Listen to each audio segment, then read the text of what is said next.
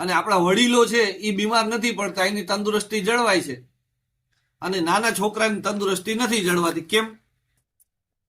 તો કોઈ પણ માણસનું શરીર છે ને એ બને 30 વર્ષ સુધી બને, એના બોડીની અંદર 30 વર્ષ સુધી શરીરનું પછી વિકાસ અટકી જાય.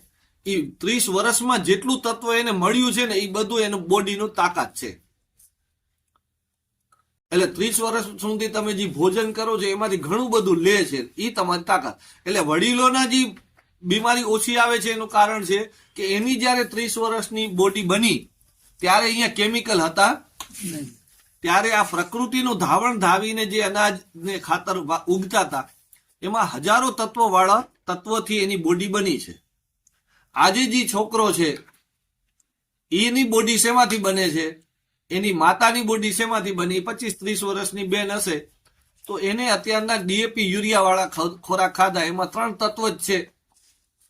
એ તત્વો એનામાં નથી, એ તત્વની ઉણપ એના છોકરામાં આવી, અને એટલે છોકરો છે એ વારી ઘડીએ શરદી, ઉધરસ આવા વાયરસથી ઇફેક્ટ થાય છે.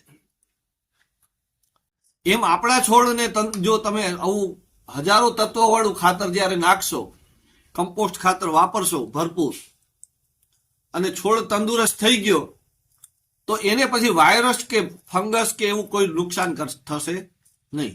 અને આ વાત તમને ક્યાંય પણ જાણવી હોય તો કોઈ પણ પ્રાકૃતિક ખેતી કરતો હોય 100%, એના ખેતરે જઈને પૂછો કે તમને કોઈ રોગ આવે છે, તમારા છોડની અંદર કોઈ રોગ છે, તમારા પરિવારમાં કોઈ રોગ છે, તો તરત જ 2 વસ્તુ ઉપરથી ખબર પડશે કે આ ખાતર જે આપણે હજારો તત્વો વાળું નાખીએ છીએ એના કારણે આ તત્વની પૂર્તિ થઈ છે, એટલે રોગ જીવાત આવતા નથી, રોગ આવતો નથી. જીવાત શું કામ આવે છે? એટલે કે તમે જ્યારે હજારો તત્વો વાળું ખાતર નાખશો, ધરતીને મજબૂત બનાવશો, છોડ તંદુરસ્ત થશે, તો પછી રોગની કોઈ ચિંતા કરવાની જરૂર નથી. અને આ તમે કોઈક પાસે પૂછી લેજો આ મારી વાતને કે ખરેખર આવી પ્રાકૃતિક ખેતી કરે છે ને વધારે તત્વો વાળું ખાતર નાખે છે તો એને ત્યાં રોગ કેવા છે.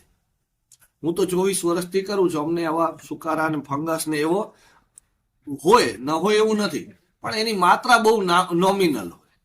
કોઈક વાતાવરણને કારણે હોય, કોઈ બીજ નબળું આવી ગયું કે કાંઈક એવું નબળાઈ જયારે આવી જાય, પાણી ટાઈમસર ન દીધું હોય, એને કોઈ પણ જાતની કમજોરી આવે તો જ ફંગસ લાગે. અને જીવાત એટલે શું?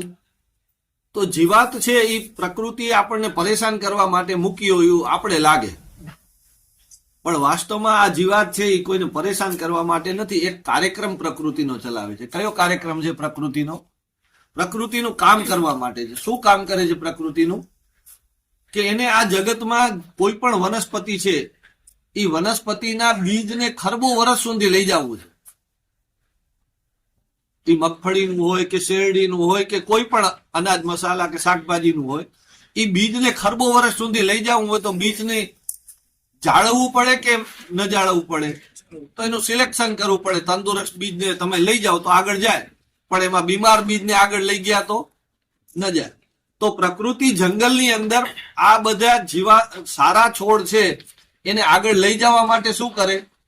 તો કે તંદુરસ્ત છોડ હોય ને એને એ બચાવે, અને કમજોર છોડ હોય, નબળા હોય, એનું શું કરે?